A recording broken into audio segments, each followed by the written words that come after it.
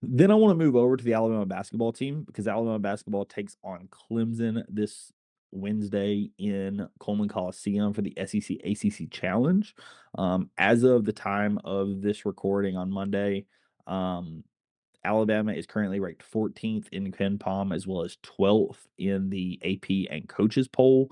Clemson is currently ranked 26th in KenPom and around that 26, 27 mark in the AP poll. They're in the others receiving votes category. So this is, a top 30-ish matchup when you're looking at, what most of the analytics and pundits kind of have this at. It's a very big clash of styles, right? Alabama's a team that everyone knows likes to play fast, likes to have offense, and does it, you know, is their defense decent? Sure. I think their defense is a lot better than it has been in years past, but I think they do it mostly through playing fast through their offense, right? That's what a lot of their teams are known for. When you look at Clemson, their offense is a little better than their defense, but I will say the thing that jumps out on the page at me when I look at Clemson is they're currently 360th out of 300, and I believe there's 64 teams this season. Let me confirm. Yeah. Um, yeah, they are 360th out of, sorry, 365 teams. So they are, fifth most of the country at slowing down the tempo on defense, right? Their defensive possessions are around 19 seconds per game. That is through the first 8 games of the season. I will say the big thing that you have to look at when you're looking at this Alabama Clemson game, Alabama has played 4 top 20 opponents per KenPom, right? Per the AP, just 4 top 20 solid opponents. Um, Clemson has played 1, and that one is Georgia that they beat by 3 points in overtime. Their only other game or I guess they had 2 other games inside the top 100 per KenPom, which was the West Virginia win that they won by 3 points, and then the Georgetown loss where they lost by 5. The reason I mention this is Clemson as a whole has had a very poor schedule. 5 of the teams they have played have been 240th or worst in the country, right? So in terms of who's been challenged more in this game in this game, Alabama clearly has been challenged substantially more than Clemson coming into this game. Um, Clemson has a very, very old roster, and that is one of the things that I think you definitely have to talk about. From a bench minutes perspective, they're 12th in the country. They do play a very deep bench. I know in that Georgia game they went about 9 deep. Over 10 minutes. That's something very worth noting. They are somebody that, even though Alabama plays with a lot of pace and rotates a lot of guys in and out, and we may even get another one back that we'll talk about here in a second. But I believe that Clemson is somebody that rotates enough guys that is something worth noting. Additionally, something that Clemson, has is just a ton of experience. Clemson has a roster of 5 guys that's actually the most experienced in the entire country in terms of, actual games started, games played in college basketball. So they do have a very old roster. They're a roster that Alabama has played a couple of the guys that we will be going up against Clemson, like Dylan Hunter, RJ Godfrey. There are a couple of guys that Alabama fans should be aware of, both from our Final Four run as well as our previous Clemson game for the SEC ACC Challenge. So there are a couple of names on here that I think you definitely should remember, but there are plenty of transfers that are also bringing some additional scoring and shooting across the team. You have a guy in Carter Welling that is a 6'10 center from Utah Valley, as well as UC Irvine. You got Nick Davison that's currently from that's previously from Nevada. Those are the two 6'10 guys that Clemson generally has been running out there. They have another 6'10 guy in Jake Wallen, the transfer from Utah. So, currently, again, in that Georgia game, you're looking at they have 3 6'10 guys in their front court, 6'1, 6'7, and 6'3 is the rest of their, main players. Jesse Porter is a guy from Middle Tennessee that I think you should definitely know about. He's a 35% 3-point shooter. RJ Godfrey, we know about him, previously of Clemson, then went to Georgia, and now is back at Clemson this season. So he is a guy that, definitely Marfo, came back to Clemson. We remember him from Clemson and from Georgia, but just went back to where he originally was. But the big thing that I think you need to know about this Clemson team is, again, they're just super experienced, and that's worth noting because when you look at Alabama, I will say, we are a younger roster, but I do think that Alabama has played decently well even against some of these more experienced guys. I think that Alabama has generally done well against the experience, with the exception of the front court. I think that Alabama has struggled in the front courts at times, and you are again going to be facing some guys in the front court that have plenty of experience and plenty of time in college. Carter Welling, Nick Davison, and Jake Wallen. Welling and Wallen are both juniors. Davison is a senior. These are guys with tons of experience in college basketball, so they are going to, have the games on some of our freshmen and sophomores that we're going to be trotting out there in the front court. I do think that from a rebounding perspective, this team in general is a little bit better of a team rebounding team than like a Gonzaga or somebody. I think where Gonzaga potentially does it with like two or three guys. I think a Clemson more does it as a little bit of a team effort. They have quite a few guys that are really good rebounders, and this is a pretty good rebounding team. They're currently 13th in defensive rebounding, which is by far where they're the best. They're 58th in offensive rebounding, which is much better than Alabama, but is not quite as dominant as some of the teams Alabama has faced to this point. I will also say when you're talking about the rebound rates, again, remember they have played 5 teams in the 240 or worst. When you're talking about rebound rates and the competition is not the same for every team, the rates can be a little inflated by who you're going up against, right? Alabama's rebound rate got much better against a team like UNLV or Maryland than it was when Alabama was going up against the likes of Illinois and St. John's and Gonzaga, and those type teams. When Alabama was facing those type teams, our rebound rate was pretty terrible. Then it gets better when you're going up against the likes of Maryland and UNLV, and then by the end of the season, it really has fully evened out, and you can have a more accurate representation. So remember that when we're talking Ken Palm numbers. Obviously, I don't want to just talk about Ken Palm numbers because I think there's a lot more you need to know about this team. But I do think it gives you at least a decent baseline. But they are not the end all be all for college basketball, especially this early in the season, because again, the numbers can be inflated by or deflated, I guess, based on who you have played to this point.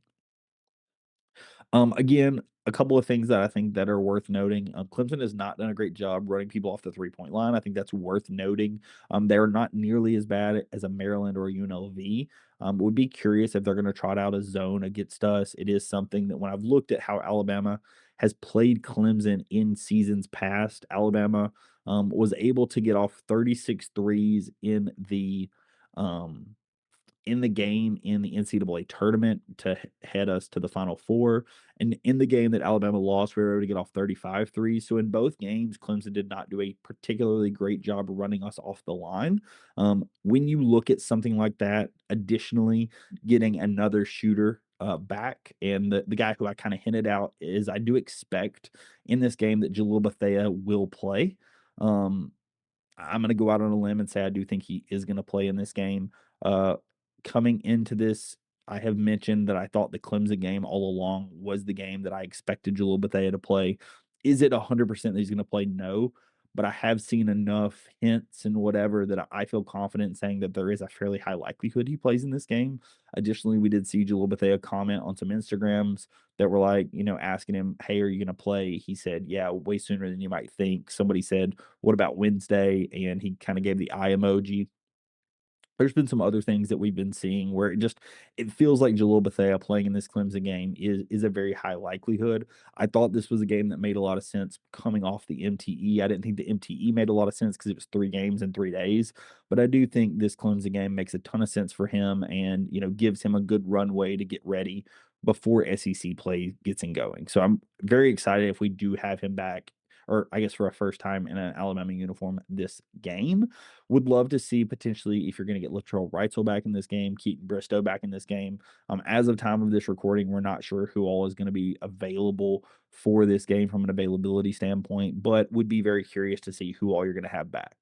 I would like to see Keaton Bristow at least back in this game. I think that he gives you a lot in the front court, and if he is not available, you're gonna be down to a Taylor Bowen, Amari Allen, London Jemison front court. Do I think that those guys have an inability to go up against the guys of Clemson? No. I think that they still will have an ability to play with those guys, but I do think that Keaton gives you a lot from a rebounding perspective and would love to have him back in this game. I'm not sure what happened with the MRI and stuff that you were able to have with him, that you did over the weekend on, I believe it was Friday. So I'm very curious to see, again, from an availability standpoint, what Alabama has and who it will be at our disposal. I think that this SEC ACC challenge is something that Alabama, um, obviously Alabama got bullied against Clemson a couple of years ago in this challenge. Alabama last season was able to take down North Carolina fairly handily in this challenge in Chapel Hill. So we'll be very curious to see what Nate Oates is able to do. I think that Alabama should be able to have some success at certain spots in this game. I think that Alabama clearly has the best shooters in this game. I think that obviously playing in front of your home crowd is a very big deal. I will be in attendance for this one. Very excited to be able to be in attendance for this game. So I think it should be a very, very good one in Coleman Coliseum. But I am very curious to see what will end up happening, in this game and what all we need to know. Couple of additional things I think that you kind of should just be aware of for this Clemson team, just given the fact that obviously this will be another opponent that Alabama has not faced to this point. Their current leading scorer is Carter Welling, the center that we talked about at 11.6 points per game.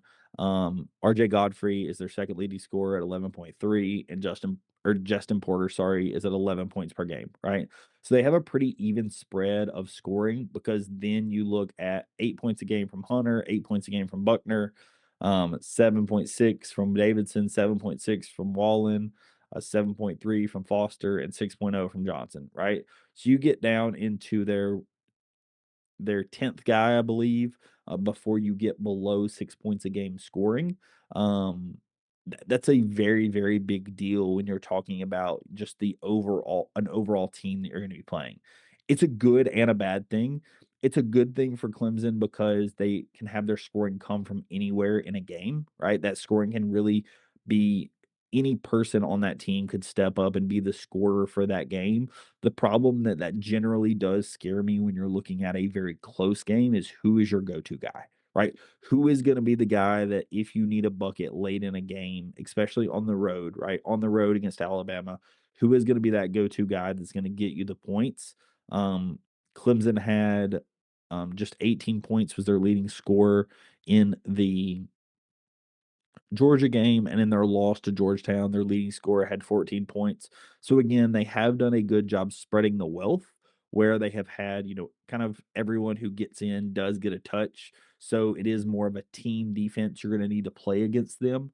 Just because again, they had 6 guys in double figures in the game against Georgia in that overtime matchup that they had, against Georgia, so they do a great job spreading the wealth, but again, as a part of that, it concerns me to a degree when you're talking about who your leading scorer is, right? I think that you really need to have an elite leading guy that can be your guy to go get a basket.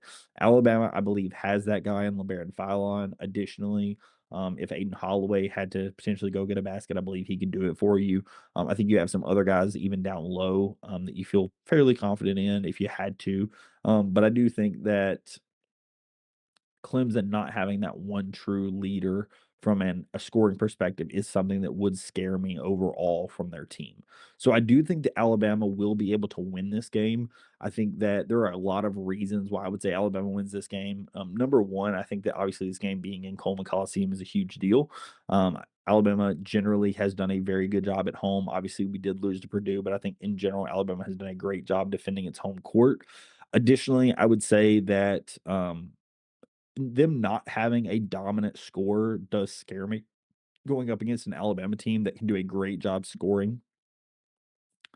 Um, Obviously, I will say Clemson having multiple guys does give me the hope for them that they could have, potentially the team step up as a whole to be able to, score with Alabama, but when you're relying on the team as a whole and instead of like, hey, this one guy can go get me 25, that generally does scare me. I think that Alabama has in general been more susceptible to having one guy go off over the past, 3 or 4 years. We've given up some career highs and generally, if you don't have that guy that's just better than us and, can go out there and prove it, that generally does not do the best for you. I think that what you saw, against Purdue, where Alabama goes up against a Purdue team and Braden Smith just kind of is like, "Hey, I'm better than you, and I'm gonna get 30. I'm gonna get 29 points. I'm gonna go to the line a ton of times, and I'm just gonna dominate you." Trey Kaufman ran with 19 and 15, right? Like those are the things that Alabama has been susceptible to against elite players in the past. When you have a team that Alabama is going up against, I think they've done a much better job just with how our defense is played. I think that Alabama does a better job keying in on the guys who, are shooters or not, and in general playing good team defense. I think that Alabama is a better team defense than they have been in seasons past. And I do think that Alabama should be able to win this game. Ken Palm has this as an 86 to 78. I actually think that Alabama will score a little more than that. I have this as around like a 94. I would probably look this as maybe like a 94 to 82 type game. I think that Alabama wins this by, 10 to 15 points probably. I think that Alabama is the better team than Clemson clearly. And the question just becomes if Alabama can really prove that they are in the top tier of teams, maybe not the top 5, but that top 10, top 15 tier of teams. I think that Alabama has played the competition and has shown them what their weaknesses are. And I think because of that, Alabama is just clearly the more tested team and will know what they need to do coming into this Clemson game and know what they need to do to be successful, right? They'll know the rebounding they have to do to be successful. They'll know what it takes to be successful against a team like this. I think that Alabama will be able to do that, and I think that Alabama comes out victorious. So, like I said, I had this as we're gonna go 94-82 in this game. I potentially could see Alabama's defense even holding Clemson down a little more than that. Potentially like a 94-78 type game. But would just be very curious to see how Alabama plays in this one. Obviously, I am going to be keeping my eye on if Jalil Bethea does start in this game. As I mentioned, I do suspect that, or not start, if he does play in this game, I do suspect that he is going to play in this game. So that will be something very, very big to see if he does end up playing in this one. And, of course, if you're interested in any of the content, go ahead and subscribe here to the channel. I will break down this game afterwards. I am going to do a live stream after the Clemson game, one way or the other, to break it down. So if you're interested in those, go ahead and subscribe to the channel, and I'll have the live stream coming out after the Clemson game. I'll have to have time to get home from the stadium, but right after that, I will go live. Thank you so much, everyone, for watching. I really do appreciate it. I know we've had a lot of content here over the last little bit. Obviously, with Thanksgiving, I've had to change around the content just a little bit, but obviously, we're going to be back to 2 episodes a week as best as I can. I will be breaking down the Alabama Georgia game as well as I'll talk a little bit about the Alabama UTSA game probably in that episode as well. Here, it's going to probably be coming out on Thursday. So if you're interested in that, go ahead and subscribe to the channel as well. Thank you so much, everyone, for watching. I really do appreciate it. And I will catch you in the next episode. Peace.